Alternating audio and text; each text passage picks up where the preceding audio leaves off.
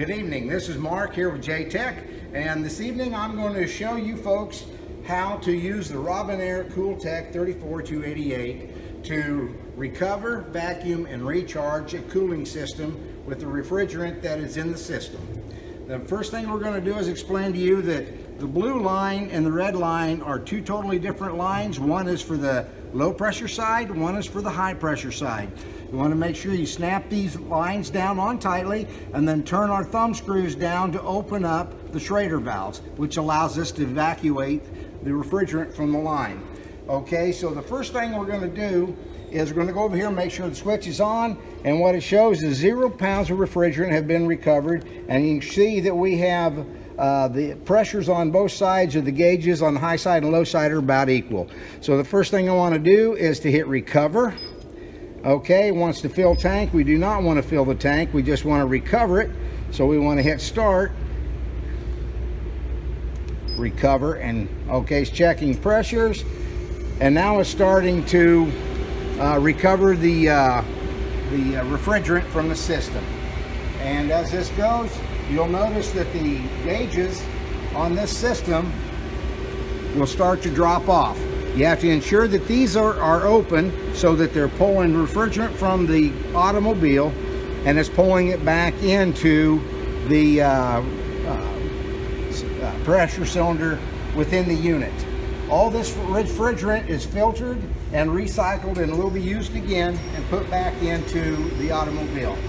So as we're starting right now, we'll detect that we have our low side is starting to drop off. Our high side will shortly follow.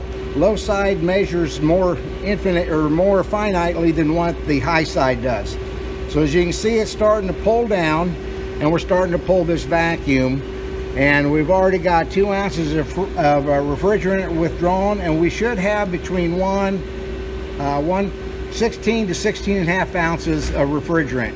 We're down to 3 ounces right now, or up to 3 ounces right now, and we'll continue to draw more and more until we hit 16 ounces. And that's pretty much how we're all right. Now that we've got all our refrigerant recorded recovered, we got 16 ounces out of the car, which is just under what it's supposed to have at 16.5, and we're setting at 30 inches of vacuum, and right now we're draining oil down into the reservoir, and the reservoir is right here. The oil is slightly coming in, but we're right at 5 ounces, and it don't look like we're going to get a whole lot more than the 5 ounces that we have. So we haven't taken much oil out of the reservoir or out of the system and put into the reservoir. So the bottle is now, it's done recovering. We're at 15 ounces of Freon or refrigerant, and the oil is stable. So at this time, now would be the time that we go ahead and open the system up and replace O-rings, hoses, compressor, whatever it is that's giving you the problems, to turn around and get ready to put it back together. So at that point, then we'll turn around now, and we're setting at 30 inches of vacuum. So what I'm going to do now is turn around, and I'm going to put another vacuum on the system. We've held this vacuum for about 15 seconds or so, just enough to get the refrigerant out. So now I'm going to go ahead and put it into a vacuum, and then we're going to hold this vacuum for 30 minutes to ensure, at 30 inches of vacuum, to ensure that we have all the moisture out of the system. So I'm going to go ahead and start the vacuum. We'll start here shortly. It's checking pressures and the vacuum. We're going to go to 30 minutes. So I'm going to run this up here. And as soon as I get that set and get it started, we'll get her going.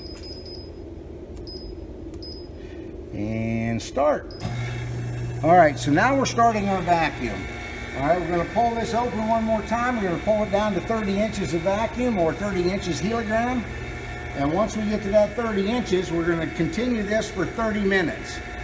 And then after the 30 minutes, we'll sit there and hold it for about 2 to 5 minutes. And if we show no leakage back, or it doesn't gradually come back towards zero on either gauge, Usually the low side will show it first. If it doesn't come back to 0, then we'll know that we have a pretty sound system, that we do not, or at least we don't anticipate any system leaks. As right now, as you can hear, the system is ventilating air, so it's going into its vacuum stage. So we'll give it a little bit here. All right, and we're already at 30 inches of vacuum. So we'll just let this run for the next 30 minutes. So after 30 minutes, we'll leave it on hold for a couple minutes and see where we're at. Okay. All right. Well, we're nearing the end of our vacuum stage here. We're at 30 seconds left. We're still at 30 inches of vacuum.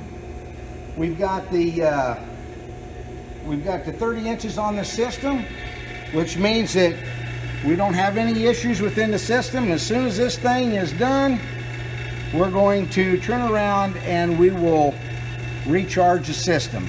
It held fine for us, and I just wanted to make sure we evacuate the line, or evacuate the lines for any moisture or anything left in the lines, and we'll go back into our Freon charge. And there we go. All right, the vacuum is complete. We're at 30 inches, as I said. And what we're going to do now is we're going to turn around and we're going to recharge the system and see where we're at. We're going to put back in about 16 ounces of Freon, or refrigerant, excuse me. So what we want to do is hit charge, fill tank no, and we're going to put in 16 ounces. Okay, and we're going to charge and bring that baby down. Okay, and we're hitting start, re-enter charge, boom. Oh, my bad. We want to come up to, no, charge.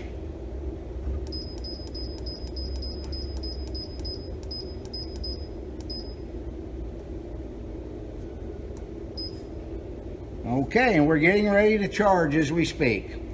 And it's already starting. We're at 1 ounce. We got the gauges open now. There's 2, 3, 4, 5, 6, 7, 8, 9, 10, 11, 12, 13. Nope, not quite. 13. And our gauges are equalizing, so we're just about there. And we are there. All right.